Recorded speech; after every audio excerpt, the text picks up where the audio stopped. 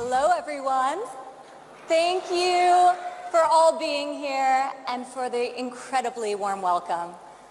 On behalf of the United States and the 150 other countries represented in this room, thank you for hosting the Global Entrepreneurship Summit here in Hyderabad, a city that is quickly emerging as the innovation hub of India. And thank you, Prime Minister Modi, for joining us here today, and for all that you are doing to build India as a thriving economy, a beacon of democracy, and a symbol of hope to the world. What you are achieving here is truly extraordinary. From your childhood selling tea to your election as India's Prime Minister, you've proven that transformational change is possible.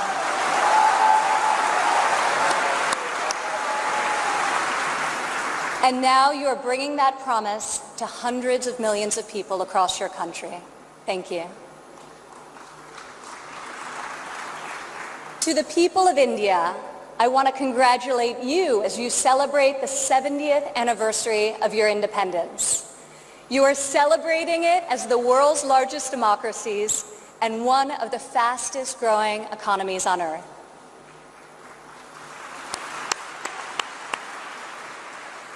Through your own enterprise, entrepreneurship, and hard work, the people of India have lifted more than 130 million citizens out of poverty, a remarkable improvement and one I know will only continue to grow under the leadership of Prime Minister Modi. All of you are helping India's middle class reach its goal of nearly 500 million people by 2030. You have opened new universities across the country. Your doctors and scientists are discovering medical cures and life-saving technologies. Your engineers and your architects have built modern wonders that grace your skies. And Indian spacecraft have traveled to the moon and to Mars. The people of India inspire us all.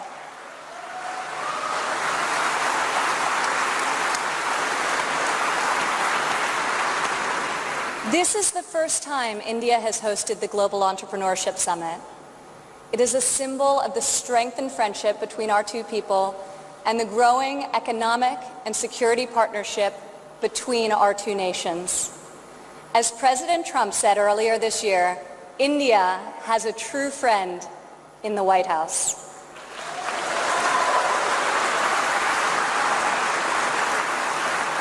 I would like to thank the State Department for co-hosting this incredible gathering. I would also like to thank Governor Narasimhan and all elected Indian officials who are here with us tonight for welcoming us to your beautiful country. Thank you. It's incredible to be in this ancient city brimming with transformative technology. Now, your tech centers may even outshine your world-famous biryani. Maybe. CEOs like Microsoft's Satya Nadella went to school right here in Hyderabad.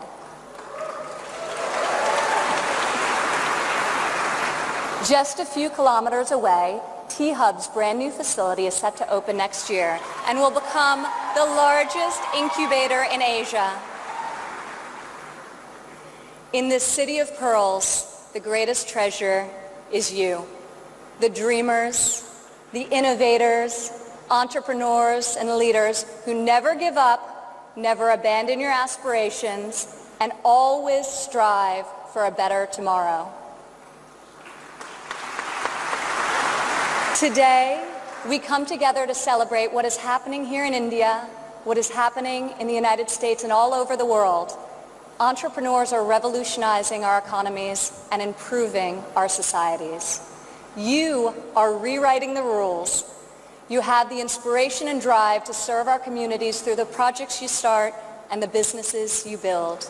You have the grit, the perseverance, and the will to succeed. Each of you started with an idea. You've worked long days and nights to code the next robot, create the next app, find the next cure, and discover the next breakthrough to improve the lives of millions of people. Some may have tried to convince you that the risks are too great, the rewards too small. But you are here today because you are not afraid to fail. You want to own your future. So I want to congratulate you on all that you have already accomplished.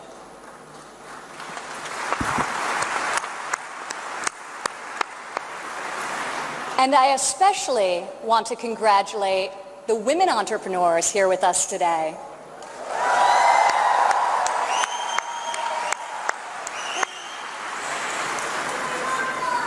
Thank you. This year's summit is focused on a theme that is key to our future: women first, prosperity for all.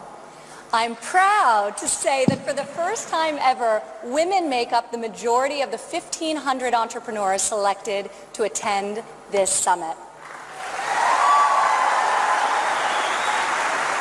I see all of you out there. Only when women are empowered to thrive will our families, our economies, and our societies reach their fullest potential. As a former entrepreneur, employer, and executive in a male-dominated industry, I've seen firsthand that all too often, women must do more than their male counterparts to prove themselves at work, while also disproportionately caring for their families at home. After my father's election, I saw an opportunity to leave my businesses for the privilege of serving our country and empowering all Americans to succeed. Our administration is advancing policies that enable women to pursue their careers and care for their families, policies that improve workforce development and skills training, and policies that lift government barriers and fuel entrepreneurship so that Americans can turn their dreams into their incredible legacies. In the last decade, women have made remarkable strides in starting new businesses. Globally, between 2014 and 2016, entrepreneurship activity amongst women has increased by 10%. In the United States, within the last decade, the number of women-owned firms has grown by 45%. Even more promising, minority women have started nearly 8 in 10 new woman-owned businesses.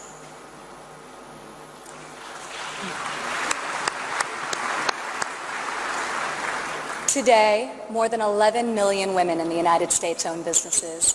They employ nearly 9 million workers and generate over $1 trillion in revenue.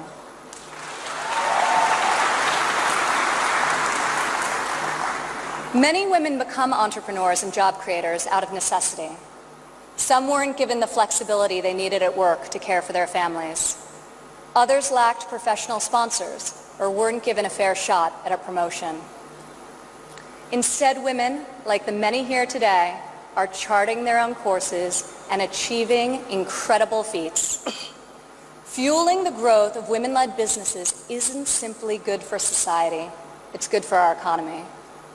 One study estimates that closing the gender entrepreneurship gap worldwide could grow our global GDP by as much as 2%. The women in this room can lead the way in closing that gap and ushering in a new era of greater prosperity.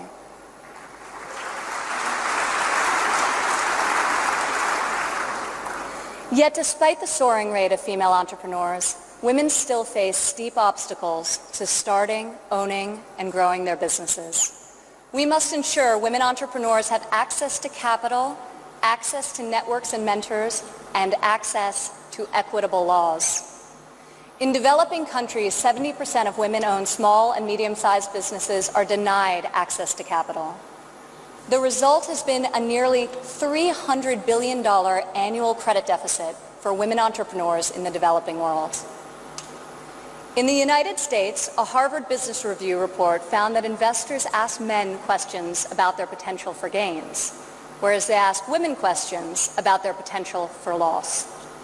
This could in part explain why women entrepreneurs received less than 3% of venture capital funding in 2016. We are working hard to reverse this trend. The U.S. Small Business Administration, for example, increased lending to women by over $500 million this year alone.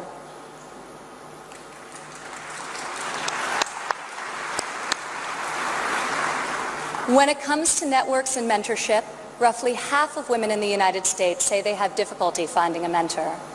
Yet mentorship is critical to success, as each of you knows. Entrepreneurs need professional guidance to help them start and grow their business. In the United States, we are fostering mentorship through programs such as SCORE, a nationwide initiative where successful men and women coach those who want to become their own CEOs.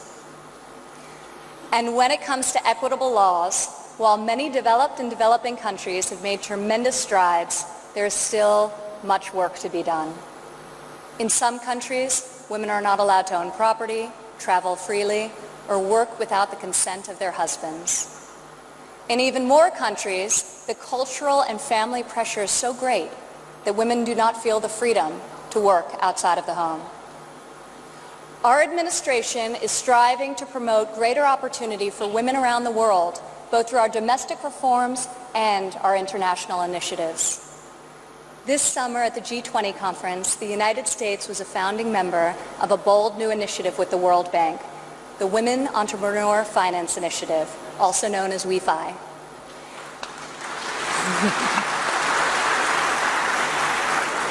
This facility provides access to capital, networks, and mentorship for women in developing countries.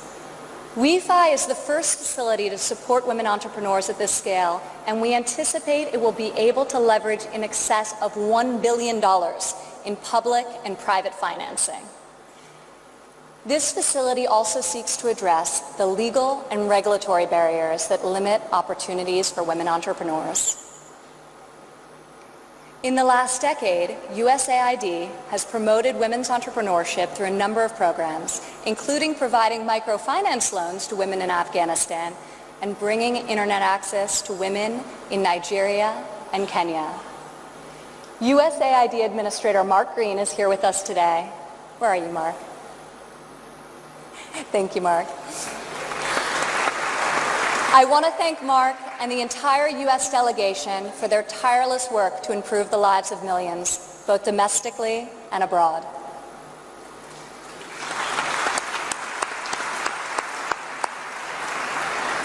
Further, as each and every one of you can attest, this summit is yet another powerful example of a U.S. initiative that connects entrepreneurs around the world with investors who believe in your mission and will champion your success.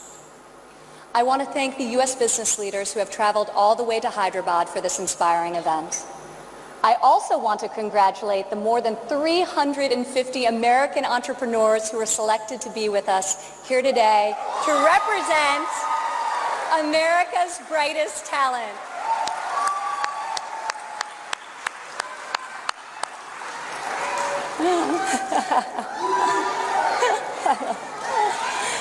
I think I found your section. Thank you.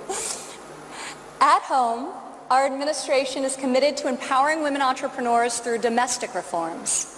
In the past 11 months, we have expanded apprenticeship programs and prioritized STEM education to ensure that women and men have more opportunities to master the skills that drive progress in the 21st century. We have dramatically reduced job-crushing regulations, which disproportionately hurt entrepreneurs and small business owners. And we are laser-focused on passing long overdue tax cuts. This will provide much-needed relief to working families and to businesses of all sizes. Also this year, for the first time ever, the President's budget included a proposal to establish a nationwide program for paid family leave. We are committed to supporting women and men who work both inside and outside of the home.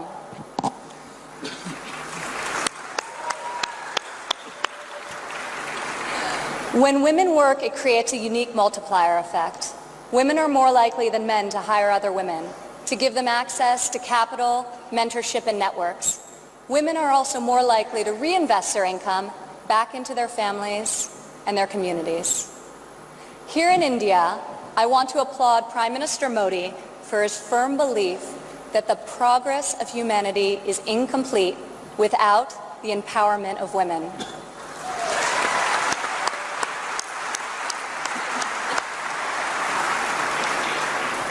Just consider, if India closes the labor force gender gap by half, your economy could grow by over $150 billion in the next 3 years.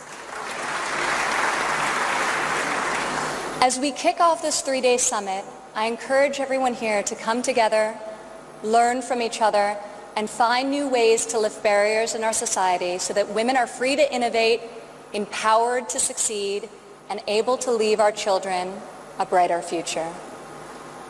As we strive for change, we must never forget that the best hope for our future is far greater than any single government policy. The source of our success is found in the spirit, the drive, and the talent of our people. Here with us today from San Francisco is Dara Dotz. Dara spent over a decade working in underserved communities around the world. She witnessed firsthand that many times people need very simple items: a bucket for carrying water, a splint to treat an injury, a part to fix a generator. Dara co-founded Field Ready to provide life-saving supplies through 3D printing. Today, Dara's company responds to disasters all over the world and delivers humanitarian aid with cutting-edge technology. Through her innovative solutions, Dara is saving lives and bringing hope to thousands of communities. Thank you, Dara. Please stand up, Dara.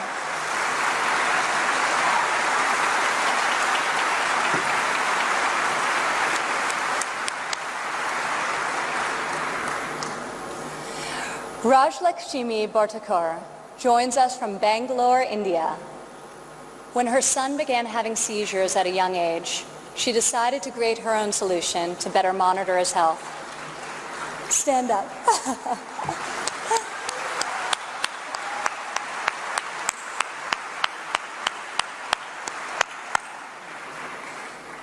She invented a smart glove that predicts, manages, and detects different diseases and disorders using artificial intelligence. Now her company, Terra Blue, aims to make specialty healthcare accessible in even the most remote places in India. Rajlakshmi, your courage and determination is truly remarkable. Congratulations. Thank you.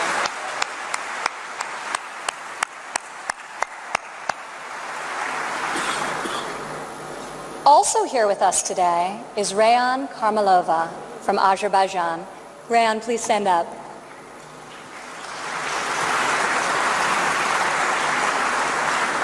You all won't believe this, but Rayan is just 15 years old. But that has not stopped her from founding a company that harvests energy from rainwater.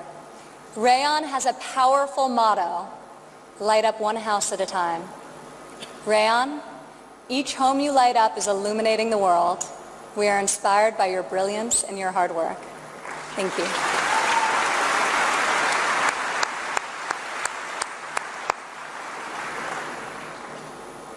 These women represent the vision, the ambition, the grit of every entrepreneur here today.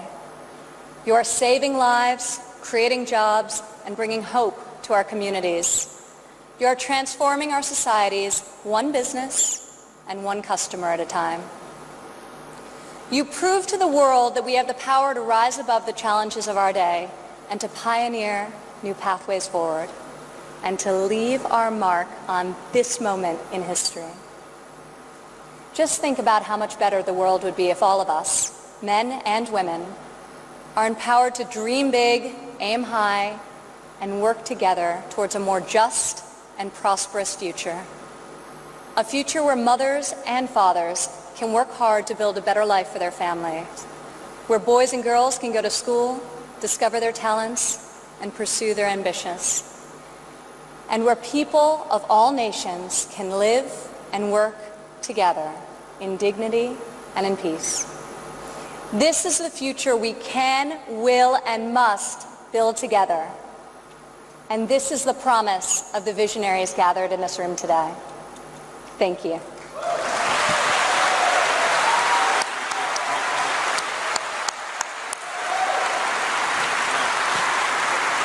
Thank you, Ms. Ivanka Trump.